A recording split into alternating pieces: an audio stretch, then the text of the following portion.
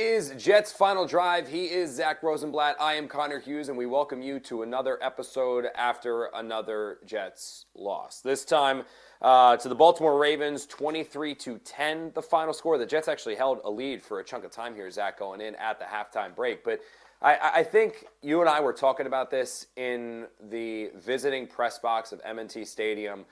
Brian Costello actually was making fun of us a little bit for it, but I know the Jets lost again. I know they have double-digit losses again. I know they're missing the playoffs again and all that stuff. But I didn't leave this game feeling as negative or as doom and gloom as I usually do after Jets games. And we've certainly covered a ton of this team's losses and this team's dysfunction and all that stuff. But this one, I don't know. Maybe it was because you saw some young players step up. Maybe it was because they held the lead or they made Lamar Jackson look pedestrian. But this one didn't feel like the worst loss we're used to seeing once the season's over and the Jets mail it in and they have their eyes set on Cancun. Well, so I think a big reason for that is because we mentally both know that these games do not matter at all anymore also. So I think you were going into it, that mental side of things, and then they're up on the Ravens in the beginning of the game where I think we probably all thought they were going to get killed. I mean, the Lions said they were going to get killed. And they ultimately were pretty competitive, if not for the same kind of mistakes they always make. But yeah, I agree. I didn't walk out of that same way, but it was pretty funny when Kaz was like, I'm listening to the questions you guys are asking, and you're asking questions as if they just competed and almost won or something.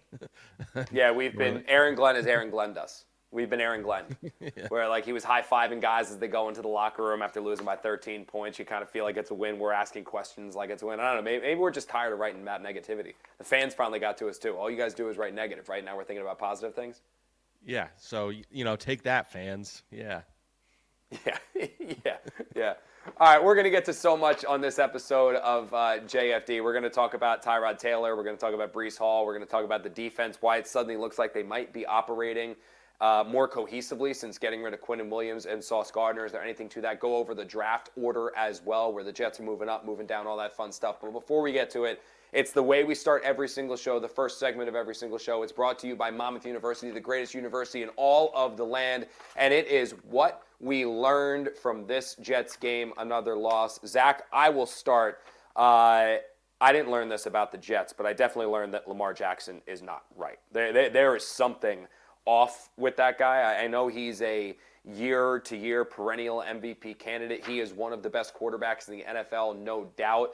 The Jets played him well. Quincy Williams made a couple really nice plays in pursuit. Jermaine Johnson was around him. They pressured him. The secondary had some tight coverage at times. But I'll be honest with you. I think one of the reasons why this game was closer than some expected was because Lamar, whether it's feeling the hamstring, whatever the foot-ankle thing he was on the injury report with this week, there's something off with the Ravens quarterback. And I know a lot of people think Baltimore's going to make a run here and win the AFC North.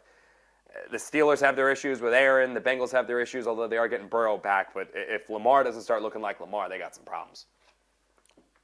Yeah, he was missing throws too. He did not look like the Lamar you want to see. And it's kind of funny being the opposing reporters, seeing the way Ravens reporters were talking about that team. It's like, it's like the sky is falling, and that team has won 5 in a row. If the Jets won 5 in a row, even if all 5 were ugly, I think Jets fans would take that any day of the week. So statue, it's baby. funny. It's always funny seeing the dichotomy between a franchise like that and this one, which is we just want to win a game, whereas they're we're winning, but do we like how we're winning? Yeah, or the Eagles, they don't win by enough. They're not scoring enough points in their wins. All right, what did you learn, Zack? I learned. I'll tie it to what we talked about a little at the beginning of the pod. I learned that it's moral victory season. Aaron Glenn at the beginning of the season, when they still had hope, there was a lot of there's no moral victory. There was a lot of anger. There's if you're going to do things that are going to lose us games, you're not going to be on the field. He was benching guys. He was doing all this and that. Now I think everybody in that building has accepted this is where they are, and that the season is kind of lost, and that it's about the future. And Aaron Glenn has pretty much said as much. And so it's been kind of stark seeing the tone change in terms of the mistakes they make. Breece Hall fumbles the ball, and he's getting a hug on the sideline, and he's saying that, and Aaron Glenn saying that poop happens. And so that's just that's what guy.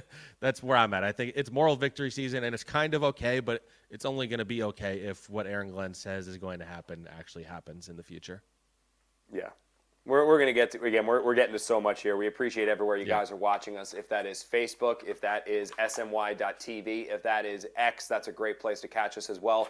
But we always say the best spot is YouTube. And the reason why YouTube is the place to be is because there is a live comment section running throughout the duration of this show that Brian Pincus, our producer, is back monitoring. So when you guys have questions or concerns about Aaron Glenn and Hall and Metchie and Mitchell and the quarterback position and all that stuff, you can voice it to Brian. Brian's going to get in my ear and on my phone, and we will answer those questions throughout the show. Yeah, it's funny, though, Zach, before we get into this game specifically, people ask us for fantasy football advice all the time, right? Like that's something that they do, and you get it, everybody. It's like, oh, who should I draft? Who should I draft? And I always say that, like, I genuinely believe that a beat reporter is probably the worst person that you can ask for fantasy football advice, because when I was a kid just watching and playing Madden and watching every game every Sunday, I actually had a better knowledge of the entire NFL than I do now. Right now, I can tell you everything you want to know about the Jets and Giants all the way down to like their third string safety, but I don't know who the Ravens' number 3 wide receiver is. I don't know who the Steelers' because you're just so fixated on the one team, and I think you get an inflated opinion of the roster as a result. Like, for so many years when I thought Jamison Crowder was going to be this elite level player for the Jets, and he was a solid slot, but that was pretty much it. So I think what I struggle with, and you triggered my memory here and you triggered my emotions when you talked about moral victory season. And I thought about it a little bit even the game where I'm writing this column about how, like, oh,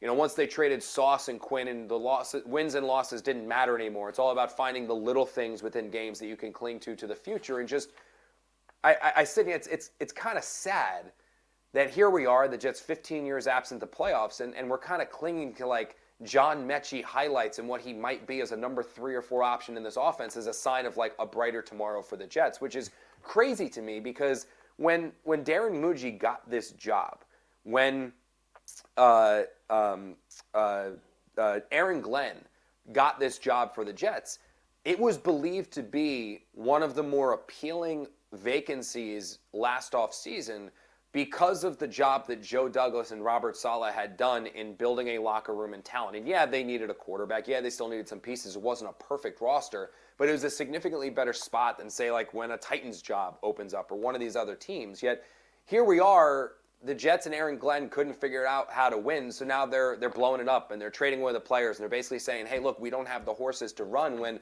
they were thought to have the horses to run. That's why Aaron Glenn said at the Combine the goal is to win and win now. That's why I remember talking to Joe Douglas, actually, after he had gotten fired and the hiring cycle was going, and he told me that one of the guys who interviewed for the GM job and didn't ultimately get it had called Joe and said, like, dude, this team looks pretty good. Like I really want this team. I don't think I have to do that much work because the line was there, the defense was there, and now it's like, feels like they're tearing it down to the bones, absent a handful of players. And I wonder, Zach, did we inflate the value of these teams or of this team? Is the coach just not getting enough out of it? Is it a mixture of both? I don't really know.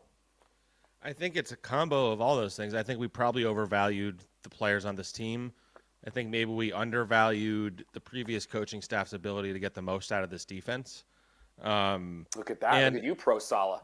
Not Pro Sala, but I think Sala he developed guys. Like, he did a good job of developing him and Jeff Ulbrich, who does deserve credit. Like, they did a good job of developing defensive guys. I'm not saying Aaron Glenn won't, but like I think they were trying to still figure out what kind of players they want and who fit their scheme.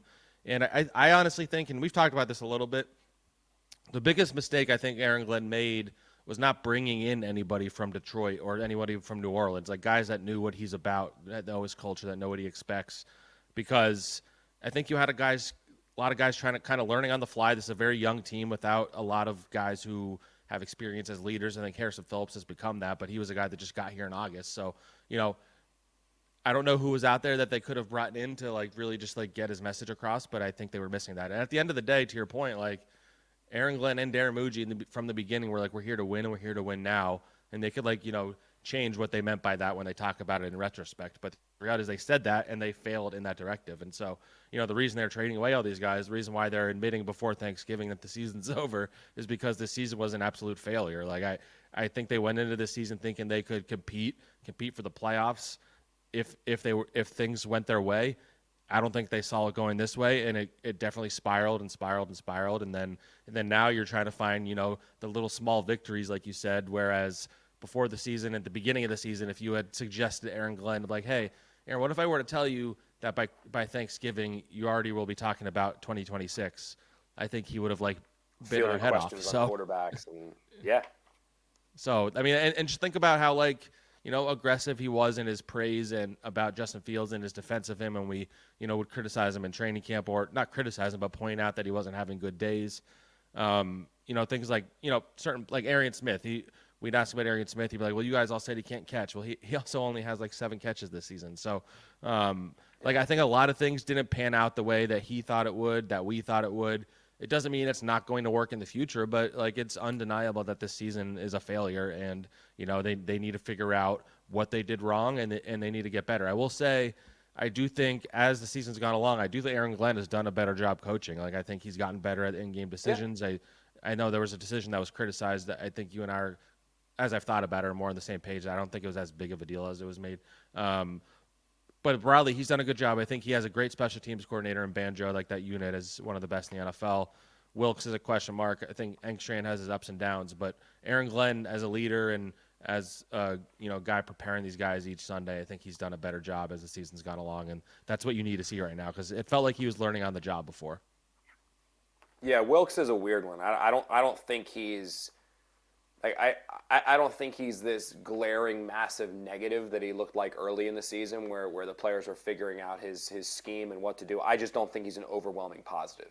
I don't think he tilts anything in the Jets' favor having him as their defensive coordinator. So I'm actually curious if they decide to move on from him at the end of the year or give him another season. I don't totally know. All right, so let's talk a little bit specifically about this game, Zach. Like we said, Jets fall to the Ravens 23-10. Appreciate you guys everywhere we're watching. Point everyone again to YouTube just because you have that live comment section to talk with us throughout the duration of this show.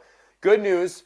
Aaron Glenn wanted to stick to this for another week or for what's kind of been a trend throughout the course of the season.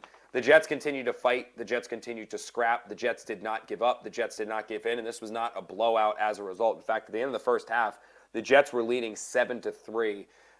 Then it was the Ravens who kind of came out and made a little bit of a play there. They scored a touchdown when Derrick Henry got through the end zone, and then as we want to talk about now, a curious decision by Aaron Glenn, which kind of tilted this one completely in the favor of the Ravens. The Jets were facing a 4th and 2 near midfield. I believe they were on their actually side of midfield.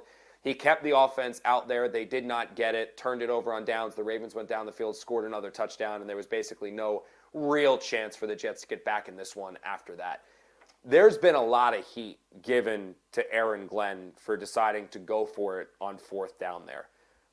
A lot of people are like, you're in the game. This isn't a blowout. What are you doing? Try to win it. Your defense is playing well. I get it. Zach, the team's 2-9. Man, they've been bad all year. They're trying to put their foot down against a team that is very clearly superiorly more talented than they are, has the advantage at just about every single position.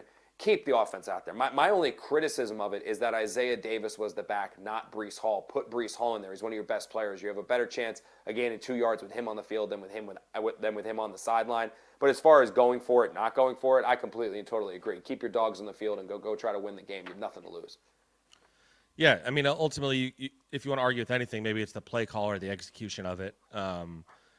Actually, the sequence that I had a bigger problem with tied to their decision-making process came in the first half. They have a 3rd and 7. They run it with Isaiah Davis. He gets 1 yard. Yeah. They ran it with Isaiah Davis on 3rd and 7 with the idea that they would go for it on 4th down. I think it went worse than they expected, so they wound up punting it. That is the one that annoyed me because, okay, I get the idea that they did that and then, okay, we didn't get as much as we thought, so now we have to punt it. But you should have just called a better play on 3rd and 7. Give it to Breece Hall, throw it to Metchie, whatever you got to do. Well, they took a delay. Wasn't it they took a delay a game and that's what happened? Well, yeah. Well, that was to make it a better punt at that point when they decided they weren't going to go for it on 4th anymore. They were trying to get the guys to jump off sides, and then they took a delay of game. But my point is just that they should have just done a better play on 3rd and 7. I don't know why they only go to Isaiah Davis on 3rd and longs as the running back. I do think he's a solid backup running back, but having Breece Hall even just on the field, to your point about the other decision. It makes the defense at least have to consider him in the passing game and in the running game. And I think you could have got, you only need, if you're going for it on fourth down, you know that for sure. It's 3rd and 7. You need to get like 3 or 4 yards, then you get the rest of them on fourth down, and they weren't even able to do that. So that was the one that confused me in the moment more than the going for it on fourth down. The problem with the going for it on fourth down is that what happened right after it, which is they went right up the field, scored a touchdown, and so that's why it looked bad. And I get like the criticism for it, but I think Aaron Glenn has made worse decisions earlier in the season. I did not think this one was as big of a deal. And my biggest concern too, and this just is what I can't make sense of, is that throughout training camp, we saw so many different opportunities and so many different examples of the Jets putting both of their running backs on the field together. I mean, there were times where before he got hurt, it was Braylon Allen and Breece Hall in the backfield together in the shotgun with Justin Fields. There were times when Braylon Allen was the running back and you had Breece Hall split wide, and the Jets were talking about how they were going to unlock Hall in different ways and they were going to use him in different ways. And they just always regress back to not using him. And I don't hate Isaiah Davis being on the field, but why not put Isaiah Davis and Breece Hall right next to Tyrod Taylor? Like, why not have them both together? That's immediately going to throw a wrinkle in that the defense has to worry about because both those guys can run the ball. Both those guys can catch the ball. Neither of those players is a liability in pass blocking. We've seen in the Bengal game, it was Isaiah Davis's block, which was a key play in the pass to Jeremy Ruckert. In this afternoon's game or yesterday afternoon's game against the Ravens, it was Breece Hall who stepped up on a big play. I believe it went to Metchie on the left side of the field, but it was a blitz pickup by Breece Hall, which allowed Tyrod Taylor the time to go through there. So it's not like either of those players is a liability in that regard.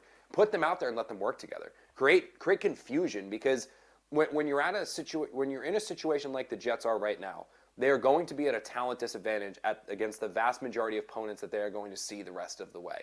And this isn't unlike Zach Wilson's rookie year when Mike LaFleur had to get uber creative. And do you remember the play that he ran where it was the pass, I believe it was to Crowder under the middle, and then he pitched it back to Braxton Berrios, who ran down the field, or maybe it wasn't Crowder, it was somebody else. But like it was the trickeration that you'd see and the creativity, because what LaFleur realized in the moment was that he didn't have the dogs and the horses to go toe-to-toe, mano-a-mano, and just beat somebody outright. He had to kind of steal yards and manufacture big plays, and that's what he did. And unfortunately, we haven't seen Tanner Engstrand do a lot of that. There have been a couple trick plays that he's thrown out there, but nothing like using the weapons that you do have with Garrett Wilson no longer in the lineup. Get your two running backs that you clearly like, because you use Isaiah Davis in big situations. He was on the field there on 4th and 2. Use these players at the same time to try to put the defense in a situation where maybe it's not a full-on mismatch, but you make them think for a second, and they just don't do that. And it's not like they can't, because we saw it in training camp. They're just not doing it now. Yeah, I mean, that just goes into – I mean, this Breece Hall thing, I feel like we've talked about it every week with the lack of involvement using him in the passing game. It's very simple. Like even this game, I think there was a perception that they got him the ball more in the passing game, but he had 2 targets early in the game, didn't have another one until the drive where he fumbled it, where he had 2 targets, and I think he finished with 4 targets. So that's not – like Breece Hall should be getting anywhere from 6 to 10 targets every week, especially that – like Garrett Wilson's not in the lineup, and he's still not getting thrown the ball. Like it is so maddening to me, and that's like the biggest knock on Tanner Engstrand's resume right now is the refusal to involve Breece Hall in the passing game. I do think Tyrod is more willing to throw the checkdowns than maybe Justin Fields should have been, and so maybe we'll see that be incorporated more into the game as we go forward. And you know, they have the Falcons this week. It's a pretty good pass defense. Like I would think they would want to use Breece Hall more. So we'll see. I mean, I don't get why they haven't to this point. Breece Hall is having a really good year. He just crossed 1,000 yards total for the season again for the 3rd straight year. So get him the ball, especially because I think one of my takeaways from this game actually was that I think they want him back next year. Just the way Aaron Glenn talks about him. Like I feel like they're going to keep him. Yeah. So start to use him in the passing game and figure out how you can use him. Financially, now they can. Yeah, exactly. I mean, when you got out of the Sauce contract, you got out of the Quinnen contract. I mean, you can literally extend Breece, franchise tag him, whatever you want to do with Breece Hall, and there is still a monstrous amount of salary cap space and dollars that you have as long as Woody gives them the cash to go sign and spend and all that stuff. And you know, this is again, I don't agree necessarily with what I'm about to say, but it does make me think a little bit more about this, Zack, because like what I always fall back on when it comes to criticizing coaches is that this is not the only staff that hasn't featured Breece Hall as a receiver. Yeah. Mike LaFleur didn't do it too much, where it's split him out wide or anything like that. Nathaniel Hackett didn't do it at all. Tanner Engstrand isn't doing it at all. So, do you mean to tell me that you and me sitting here talking right now, the fans on social media that go nuts, all the other Jets writers and content creators that talk about the need to put Breece Hall as a receiver, use Breece Hall as a receiver, all of us see this and believe it should be done, but every offensive coach in the Jets building, all of these people that have done this throughout the course of their lives and have literally made it their livelihood to scheme and design ways, are sitting there going like, you know what? Crap, man, I never thought of that. Maybe we should. Like, why? Like, why are they not doing it? And the thing that I would fall back on is it's actually similar. I remember I was talking to Elliot Shore-Parks, who covers the Eagles for WIP, about this, and Dave Zangaro, who covers the Eagles as well for NBC Sports Philly, our sister station, is that Jalen Hurts was getting a ton of criticism a couple years ago for not throwing over the middle. And the Eagles not going over the middle and going over the middle and going over the middle. Why are they not going over the middle? Why is everything left and right and running up the middle, but nothing's attacking that middle portion of the field? And somebody pointed it out to me, and it was like, dude, don't you think that one of the coaches on that staff who are getting millions of dollars or hundreds of thousands of dollars to coach and scheme, and this is their livelihood, you don't think one of those guys was like, hey, maybe we should try this? Like, maybe there's a reason they're not trying this. So if the last coaching staff, Nathaniel Hackett, which you can rip and shred and all that stuff, but still, there were a lot of really good people on that Jets offensive staff. None of those guys ever stepped up to make Breece Hall a focal point as a weapon out of the backfield, having him run legitimate routes. I'm not talking about screens and dump-offs or run actual routes. They didn't do it last year with that staff. Now you have an entirely new staff that has come in, and they're not doing it either. Like, maybe there's something there. I don't know, but maybe there's something there that there's a reason they're not doing it. You know what I mean? Again, I don't know. Yeah. I have a trouble believing that, but it's kind of the only thing I can fall back on right now. Yeah, I mean, you lay it out in that way, it's true. I mean, it was funny, the fake quote you just said about, like, oh, I never thought about that. Like, Nate Hackett actually said that at a press conference. I never thought about that with Breece. But, yeah, I wonder if I think they get in their own heads too much. They see what the defense is showing them, and they think they could counter with certain things. And I just think they've avoided it with Breece Hall. So, yeah, I don't know how many more different ways we could tell them to throw him the ball more.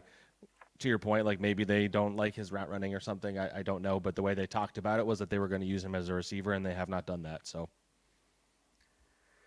and again, that's just kind of what I fall back on. All right, real quick here, Zach, because then we're going to move on. Tyrod Taylor, 17 of 28, 222 yards, touchdown and interception. I think you got the full Tyrod Taylor experience against the Ravens. There was the near interception on the first drive, couple nice passes. Certainly more aggressive down the field, the quarterback was for the Jets. You saw the passing game open up certainly more with him than Justin Fields, but he is a limited quarterback. I actually think his arm is a little bit more dead than the last time I saw him play extended action when he was backing up Daniel Jones and Tommy DeVito and all that stuff, and he still looked lively. He looks like a guy that's probably doesn't have too much football left in him. The arm's a little weaker. The arm strength isn't there. Doesn't have as much oomph on it, but still, I think it's pretty clear he should be the starter moving forward, at least for the foreseeable future for this team. And if they do make a change, I wouldn't even go back to Fields. I would still go to Brady Cook and just see what you have there if you want to play him the final two games. Yeah, I mean, I think he was Tyrod Taylor. Like, he had some bad moments. I think he was fine in other moments. And at the end of the day, you trust him more as a passer than Justin Fields. And, as we've been saying for the last couple of weeks, you just need to evaluate everybody around them. And him actually being willing to throw the ball is allowing you to evaluate A.D. Mitchell. It's allowing you to evaluate John Metchie. It's allowing you to evaluate everybody else in that passing game. And so, he's still holding on to the ball too much, and he sometimes isn't inaccurate. And like you said, I don't know if he has the same arm strength that kind of was his staple over the years. But I think he can be perfectly fine managing an offense, and that's what they need right now. Like, I think for him, he's also just trying to prove that he still has something left in the tank. So these last 6 games, it's for him, for the 31 other teams, to show them, like, I can be your backup if you need a backup next year. And I don't think he'll retire. Maybe I'm wrong, but he has a lot to prove right now too. Yeah, I don't think he's going to retire. I think Tyrod's going to play till the wheels fall off. I just wonder if In the past, I viewed him as a player that was probably one of, if not the best backup quarterbacks in the NFL, almost like a 33rd, 34th starter, if you will. I don't know if I feel that way about him. Now, I kind of feel like on a good team, he's good for like 2 or 3 weeks, but I don't like him starting for 5 weeks. I think there's some legitimate limitations there that have crept up just as he's gotten a little bit older. All right, Zach, let's move on here and talk a little bit about the future because, I don't know how much we can more hammer this team for losses. Again, I don't think they have the dogs to go against some of these top teams in the NFL. I don't think they have the dogs to go up against the average teams in the NFL. So you have to kind of cling to those small things. But the future is clearly what the Jets have their eyes set on with all their draft picks and obviously looking at a quarterback either this year or next.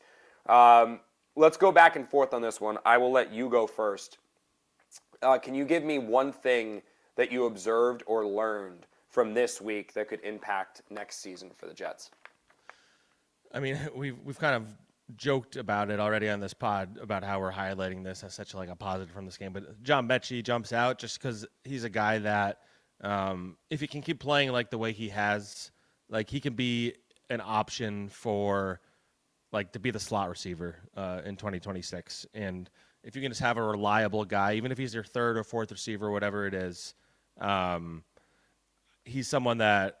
Yeah, I like you're looking at like we talking about the receivers. Like he's shown more these last 2 weeks than Mitchell. Mitchell gets open and I'm intrigued by him, but Metchie, if he keeps playing this way the last 6 games, and then he's a restricted free agent, you re-sign him and you see if he can still do that next year on a cheap salary.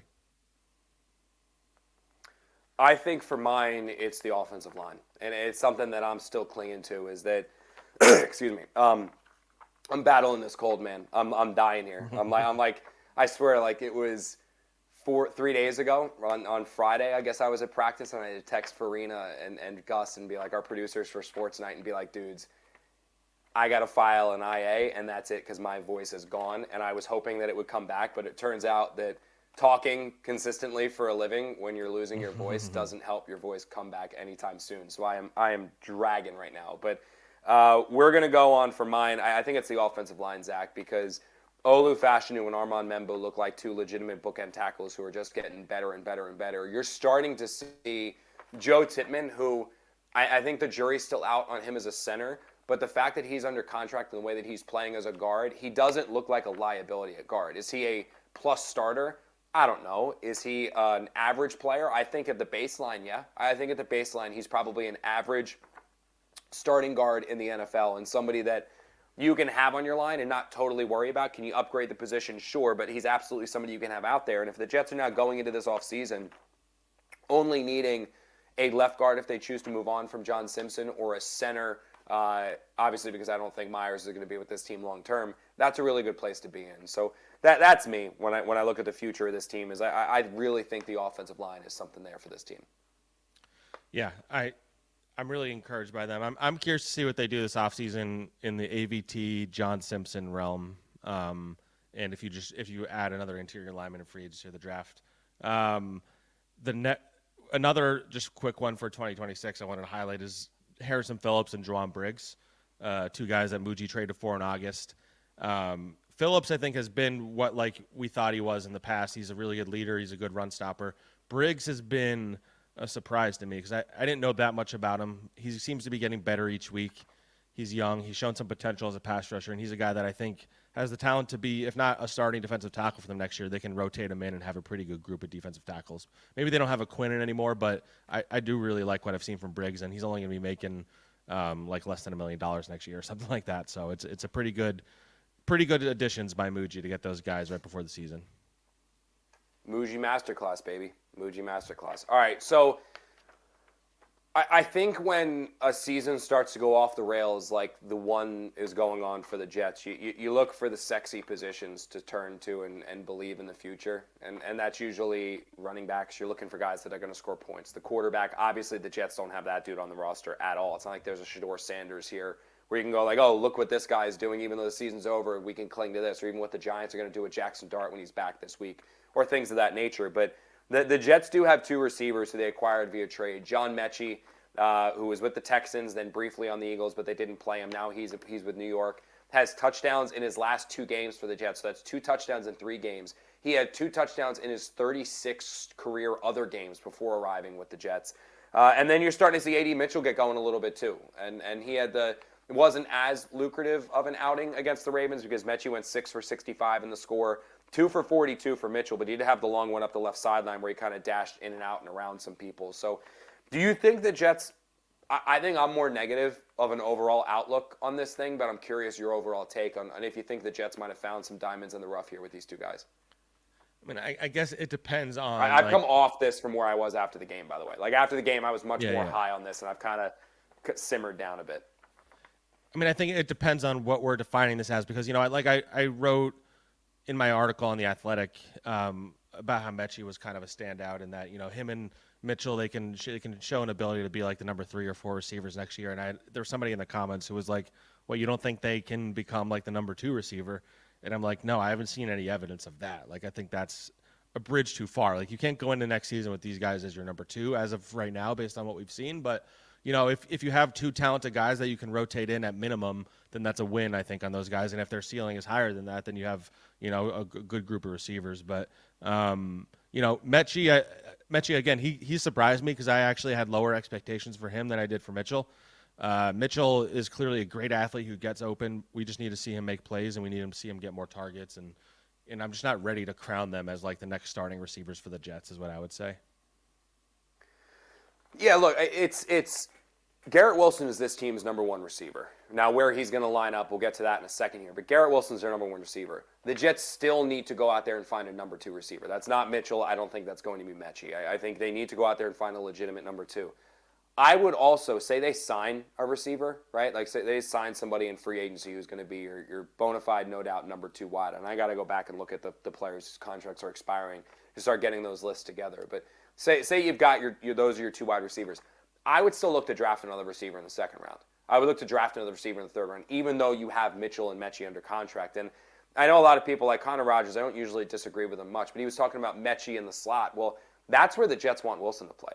They don't view Wilson as an outside receiver. The last staff didn't view him as that. This staff really didn't view him as that. They like Wilson lining up on the inside, which is also kind of where Metchie plays. So when I view this, I think the Jets are trying to find somebody to be their 4th option next year. That's kind of what Metchie is. That's what Mitchell is. Maybe somebody who's going to play 10 snaps next season. I think they're the equivalent right now of what they're doing. Metchie going for 65 in the touchdown and Mitchell making some plays. It almost reminds me of when you have a really bad basketball team and there's a player that's averaging like 20 points a game. And you wonder like, oh, is that player actually really good or does just somebody have to score the points? I don't know if Metchie's like, and I give him everything he's dealt with personally. Like, it's an incredible testament to where he is right now and the way that he's playing right now. But when you're looking big picture, when you're looking beyond that, when you're looking at who are the players that are going to help the Jets become a legitimate contender, I don't know if Metchie's like a number 3 receiver on a contending team. I don't think Metchie or Mitchell, they're certainly not number 2 receivers on a contending team. So for me, it's almost like I feel like they're making plays because someone has to catch these passes. Like if you're going to drop back 30 times a game and complete 20 of them, like somebody's got to catch the 20. Who's it going to be? And Metchie right now is that player. But he can certainly play into a better position. Aaron Glenn talked about this after the game, that there are absolutely situations where these players can play themselves into roles long term. Just for me, I spoke a little bit more glowingly about this after the game. I think it was just high on positivity for whatever reason. But I think taking a step back and really analyzing it, the Houston Texans are a pretty good offensive football team, although I know they're dealing with some struggles early this year with Stroud, but still pretty good offensive team. They were like, yeah, we don't need this guy. The Philadelphia Eagles, who seem to make every single right move ever the last couple of years, they moved on from Metchie. Like, I don't think suddenly like those 2 general managers were wrong and Darren Muji was right. I don't see that. But I do see this as a player in the 2 guys where they could be the number 4 option on the Jets next year, and that's kind of what they're playing for. And maybe the Jets can find something there, no? Yeah. I mean, look, even if they play above that and they show they can be more than that, that shouldn't stop the Jets from drafting and signing guys anyway, because as we've seen, the Jets' history of receivers is not very good. So, we don't know for sure the guys will be that good next year. We don't know if Garrett Wilson will stay healthy. We don't know if whoever they draft will stay healthy. So having 5 good receivers is much better than having just 2. So So if you have 2 guys that you can count on to be your 4th and 5th receivers next year, and then if and when somebody gets hurt, you can count on them to be your number 2 and 3 receivers, then I think you feel a lot better about that group going into next year, which this year, when you looked outside of Garrett Wilson, was the worst wide receiver room in the NFL coming into the year, and it was the worst one as the season went along. And so, and it's the worst one right now, probably on paper. So you don't want to have that, connotation next year. That's kind of answering a question here, just because, again, real quick before we move on, appreciate everybody who's listening to the show, whether that's X, Facebook, SMY.TV, or if you're over on YouTube. Benefit of YouTube is the comments section. We have some of those comments coming in real quick. Here, basically, is there any chance for A.D. Mitchell and Metchie are wide receiver 2 and wide receiver 3 in 2026? We just kind of touched upon that, Mulch. I don't think that's the case, and if it is, it's a bad situation for the Jets. I just don't think so. You can absolutely upgrade beyond those two guys. If those are wide receivers 4 and 5, 100% that's a good spot for the Jets, but I don't think they should go in expecting those guys to be wide receivers 2 and 3. Talk a little defense. That okay, Zach? You down for that? Let's do it. Sure. So Jets held the Ravens to 3 points in the first half. That was pretty damn good. It certainly seems like they have been playing better, or I should say they've been playing more cohesively. Not always better, because I think they've gotten some. Unfortunately, they're the trap game again. Do you agree with that? Like I think that what fans need to realize is that they are the Jets are the team that everybody sees on their schedule and goes W. Like, so when the Patriots are hosting the Jets, they're not worried about the Jets. They're saying, well, we know we're going to win that game. When the Ravens are playing the Jets, they're not worried about the Jets because saying, oh, we know we're going to win that game. So they're not getting these teams that are up. They're not. So they're kind of going to play the spoiler. They're going to have an opportunity to sneak up on some teams, and they're the trap game. Like they're the team that everybody looks past, and then you sleep for a while, and then hopefully you can catch up. The Ravens were sleeping in the first half. The Patriots did not bring their A game at all against the Jets, but still they were able to bring enough of it together to pull out those victories. That's kind of what I saw in this game against the Ravens specifically, and we talked about this a little bit in the open. The Ravens looked bad. And I don't think this was anything the Jets were doing. It wasn't like they had this ferocious pass rush. It wasn't like Jermaine Johnson was dominating the line, or Will McDonald was tearing up the offensive line, or Lamar Jackson was running for his life and couldn't because of his various nagging injuries. This was more just like Lamar Jackson played like crap. I mean, he was missing guys who were wide open. He was rushing throws. He was sailing them out of bounds. He didn't have the acceleration to run past defensive linemen or linebackers like he usually does. No elusiveness whatsoever. And the Jets had an opportunity to take advantage of it. They did a bit in the first half. They just couldn't in the second. And I took that as more.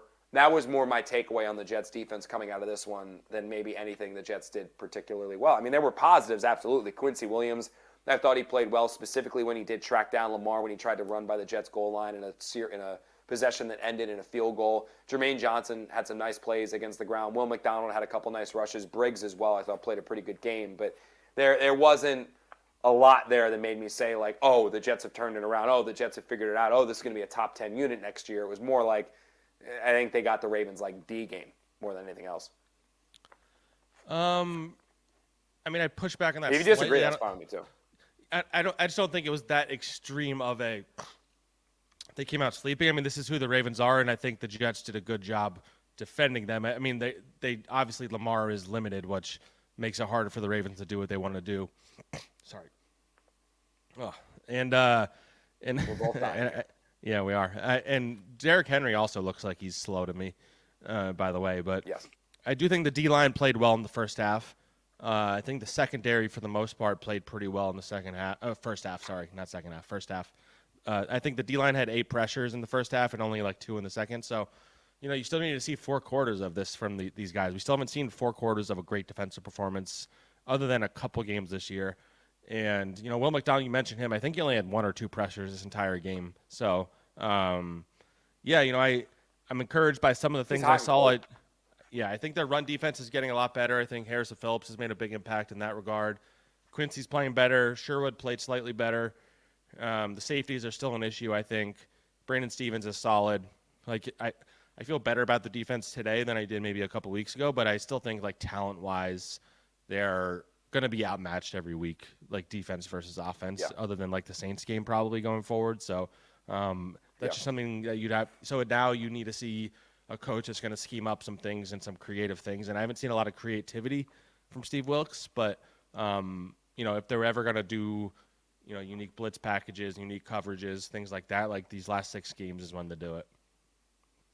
And I think a big reason for that too, Zach, is that I think fans got a little spoiled with Robert and when they had Jeff the last couple of years, specifically with the Jets defense and their ability to put forth really good defensive game plans, even when they were missing some of their top tier talent. I mean, I go back to the game where they beat the Philadelphia Eagles for the first time in franchise history when they didn't have DJ Reed and Sauce Gardner.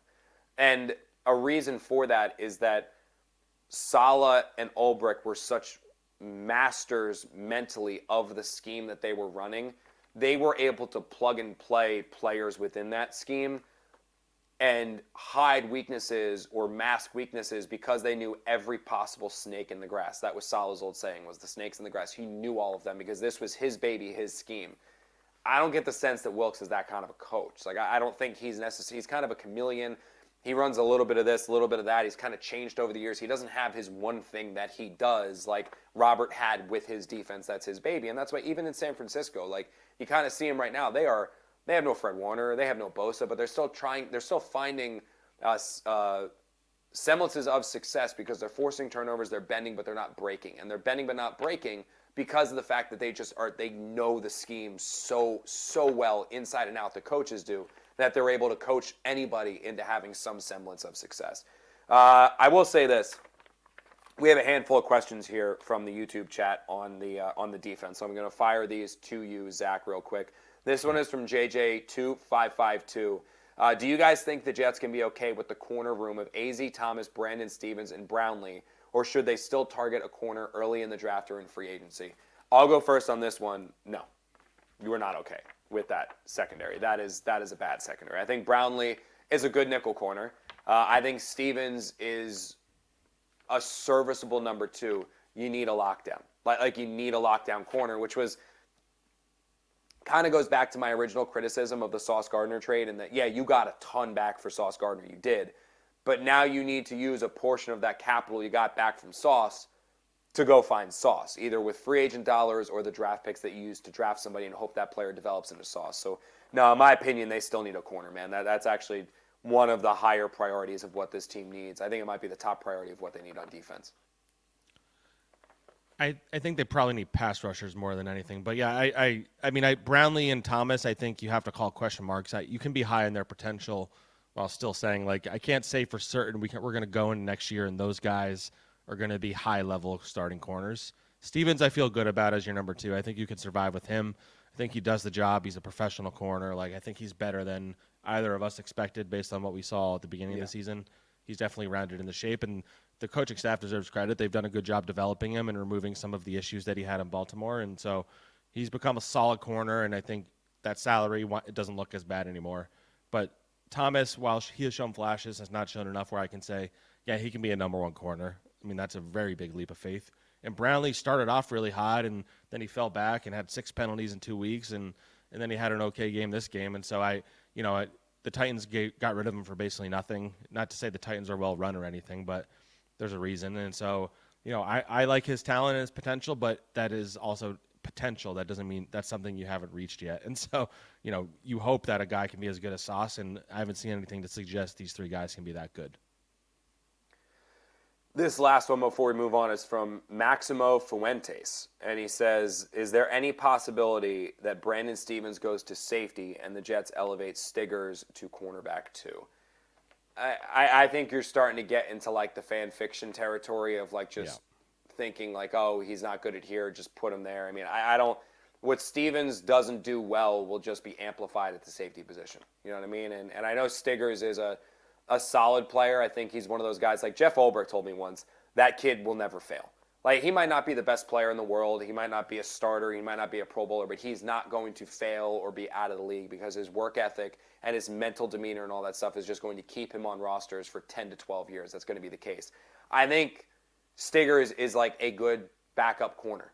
I think he is. He's a great special teamer and a good backup corner.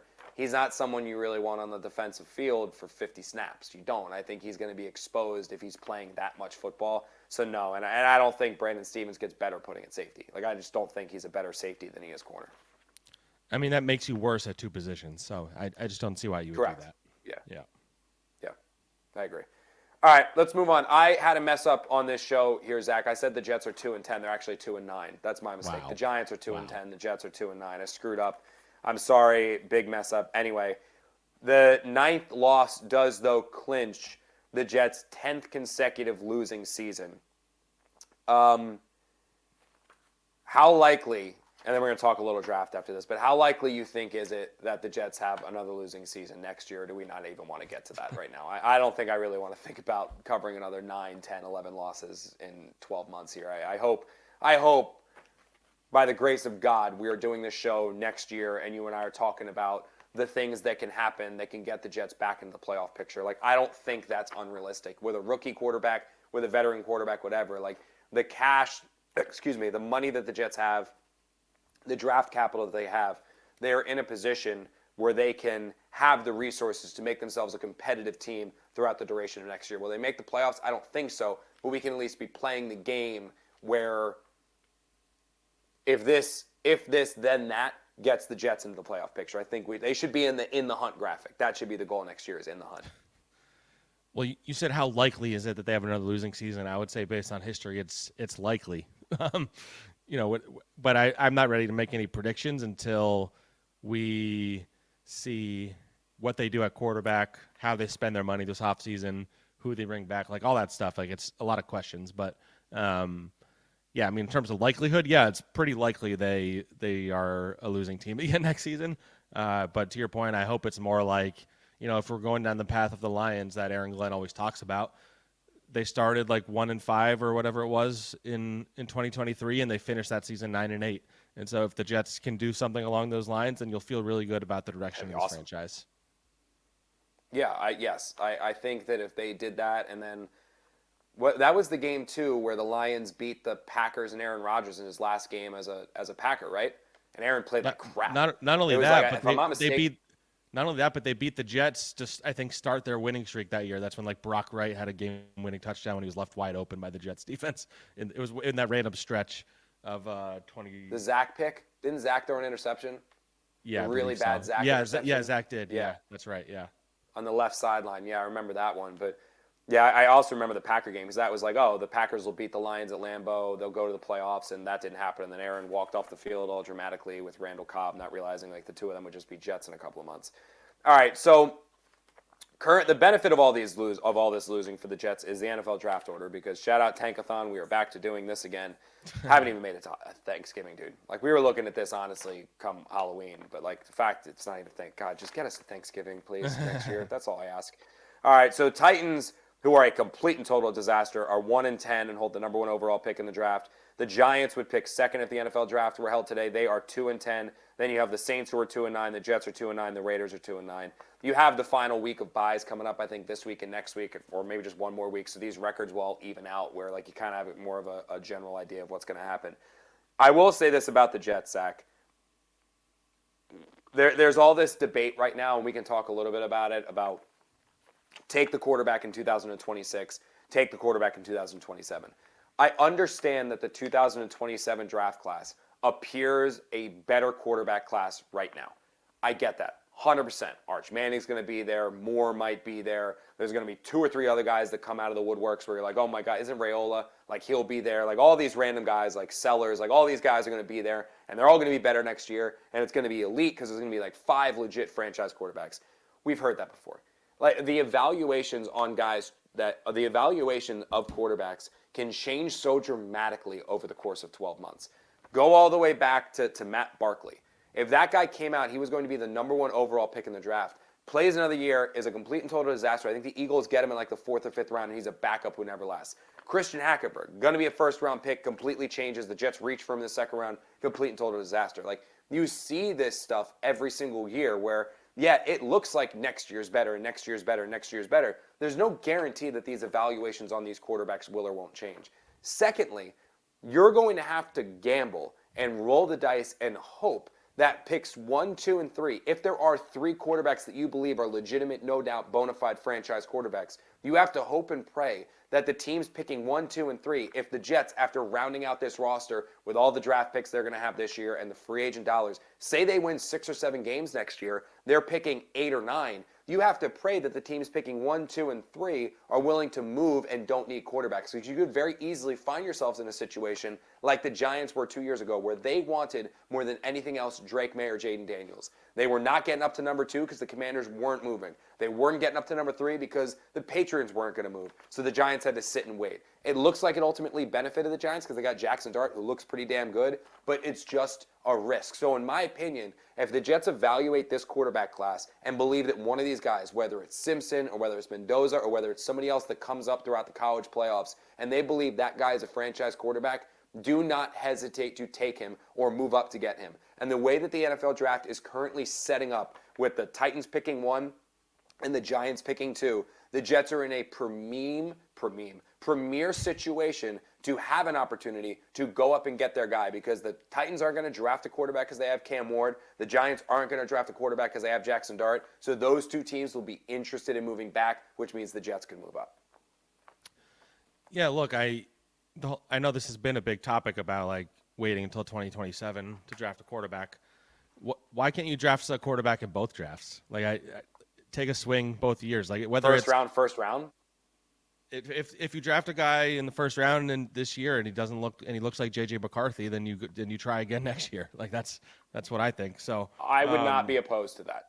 That's kind of what I don't mean like or draft two Rosen. guys just. Josh Rosen's actually the perfect example. That's what I was gonna. That was the example I was gonna say. Example. I was gonna say they draft Rosen, he stinks. They draft Kyler Murray the next year. I mean, and the other route you could go. Let's say either they aren't able to get their hands on the top 2 guys, or they don't like those 2 guys. Draft a non-quarterback. They have another first-round pick at the end of the first round.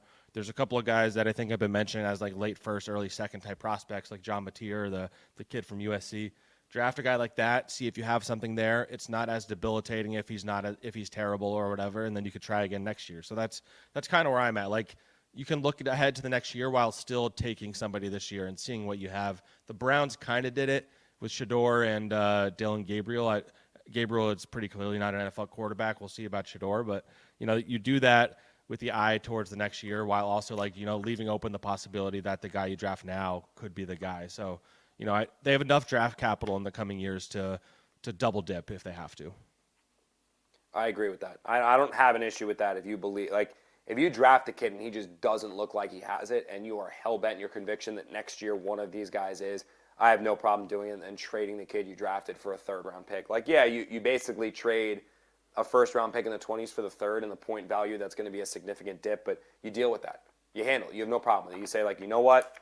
Yeah, we screwed up, guys, left hand up, but we took a chance. We took a swing on the quarterback. Now we're taking the other swing. I don't think, as long as Woody's willing to sign off on that, I have no problem with them doing that as well. All right, wrapping up here, Zach, we're going to talk about Week 13 a little bit real quick. Jets versus the Falcons. Man, I'm curious how many people are going to be at this game. Jets right now, 2.5-point underdogs. Kirk Cousins is the quarterback for the Falcons now because Michael Penix is on the injured reserve. Bijan Robinson looks like a beast. So is Drake London. But Kirk is going to be a sitting duck in that pocket. I don't think the Falcons' offensive line is all that good. There's going to be opportunities. London is hurt also. London is hurt. Oh, he is? He got hurt this week? No, he was hurt last week. He didn't play this week. I missed that. Oh, oops. Well, there we go. You guys, that's what I said. I'm tied in on Giants and Jets, having a chance to break down all the Falcons stuff. But all right, so no Drake London. They have Bijan Robinson. They got Kirk Cousins. He's going to be a sitting duck in the pocket there for Will McDonald and Jermaine Johnson. I like the Jets' chances here to pull this one out. I do. I think that the way that they're playing, the way that they're fighting, it's like the opposite of the Falcons. Like, the Falcons, to me, look like a team that really doesn't love their coach very much. Like, I don't know how much longer Raheem's going to be on their sideline. They have players that are underperforming. Like, they look like the team that has their eyes fixated on vacation time, when the Jets maybe are the team that wants to still just try to play spoiler towards the end of this year. So if the Jets are going to steal one here, I kind of like their opportunity. In fact, I will take the Jets spread, and I actually would dabble in the Jets money line because I think there's a chance they win this game. I like the matchup. If they can find a way to contain Bijan, which is going to be tough, but they have the athleticism in Quincy Williams to spy him and shade him when he's running out of the backfield. If they can do that enough, I like their chances to win this game. I do. I think they have an advantage on the sideline with their coaches, and I don't think the talent gap is as extreme as believed. I still think the Falcons are better, But I think that it's a little bit closer of a gap where maybe Aaron Glenn's coaching can tilt the thing in the Jets' favor. Yeah, I agree with that. I do think this is a very winnable game. I think out of the ones coming up, it's one of the more winnable ones, honestly, just on paper. I just want to say real quick, you mentioned Raheem Morris. I think their GM has made some of the worst moves, like underratedly, that a GM has made in a long time. First, he overpays Kirk Cousins. He drafts Michael Penix in the first round in that same year, and now it looks like both of them aren't their future quarterbacks. Neither of them look good. Yeah, and then, both of them and look then like the worst move was this last year. They trade a future first-round pick to the Los Angeles Rams to trade up into the first round and grab a defensive end that I don't know if James Pierce has done anything. So they're going to have – the Rams are about to be handed a top 5 to 10 pick, and they might win the Super Bowl. Like, the Rams might get the number 1 pick. Like, the Falcons are that bad right now. I mean, they did just win, so they probably won't get number 1 pick. But, like, imagine winning a Super Bowl and having a top 10 pick. I can't imagine that's happened many times in any sport. So they won, but they beat the Saints, man. Like, that's what I mean. Like, they did, and that game was not one where I did not leave that game feeling confident in the Falcons. Like, they look like a team that's just checked out. Like, I don't know. Maybe I'm wrong, but I think I like the Jets. Yeah, chances. But I'll pick Jets plus 2.5 and to win this game.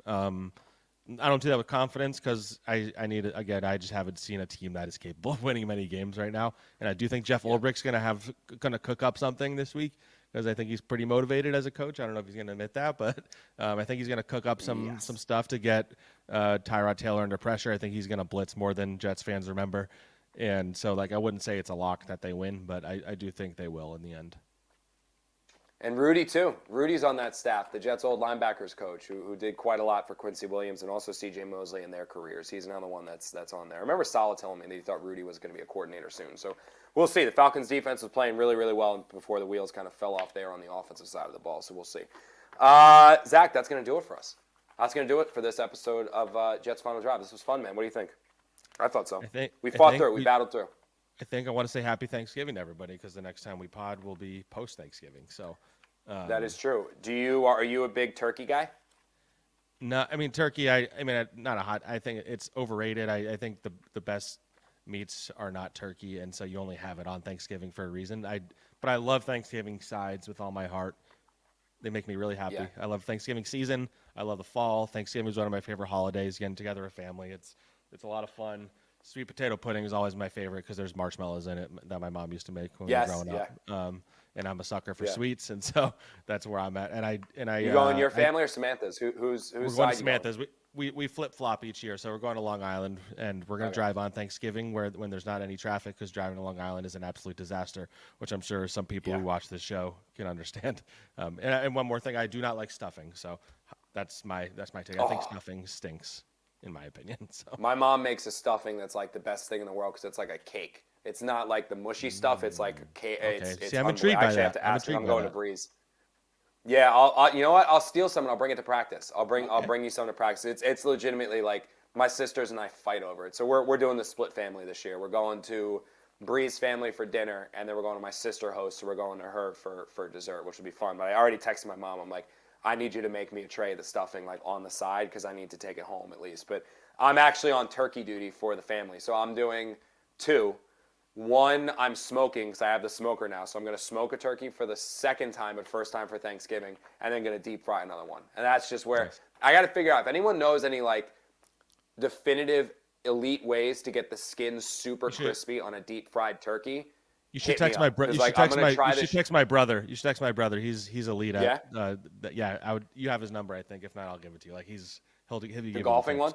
Yeah, the golfing one. He's good at everything. So yeah, I'll hit him up because I got to figure out how to get the skin. I've gotten the meat so juicy where it's basically like swimming in a pool of its juice. It's awesome. I just got to get the skin super crispy. So I'm excited to do the smoked turkey, but I've got my dry rubs all set up to take care of, and then I'm going to inject it with the garlic butter and all that stuff, and it makes it taste delicious. But I need to get the skin super crispy. That's my goal. But yeah, anyway, we are still going to be coming to you shortly after Thanksgiving with Jets Mailbag, so you guys keep on the lookout for that. That's going to be Janae Coakley and myself answering all of your Jets questions. If you have questions that you would like featured On Jets Mailbag, I just sent out a tweet calling for questions. Respond to that tweet, and Jeff Goldman, our executive producer, is going to compile those, and then Janae will ask them to me, and we'll try to get as many as we can do on this holiday week. Zack, if fans want more of you, they can find you on Flight Plan, part of the Badlands, with you and Tim McMaster. You guys doing a holiday show as well? Yeah, we're going to be doing one on Wednesday ahead of the holidays, so we'll be live on YouTube. We always go live. I recommend you subscribe. It's a good time. Hell yeah, there you go. And while you were subscribing there, make sure you subscribe to SNY's show as well. So yeah, more Jets Final Drive is going to come your way the day after the Jets-Falcons game. I think I'm actually going to be broadcasting that one from a hotel in Boston because I'm going back up to Providence to cover the Giants Monday Night Football game against the Patriots. So we're going to have to figure out that timing. But Jets Final Drive will be back with you on Monday. Jets Mailbag will be with you later this week. Zack on Flight Plan will be with you later this week. And I think that's it. But as we say, thank you guys everywhere you're watching us. If you are watching us on YouTube, subscribe to SNY's YouTube channel. Why? Because you get Jets Mailbag, you get Jets Final Drive, you also get the Putback with Ian Begley, Baseball Night in New York, all clips from Sports Night. That is the place to be, so make sure you follow us along there. For Brian Pincus, who was producing the show, Sam Candell, Corey Palmer, and executive producer Jeff Goldman, he is Zach Rosenblatt. I am Connor Hughes. Thank you guys so much for watching this episode of JFD, and we will see you next week.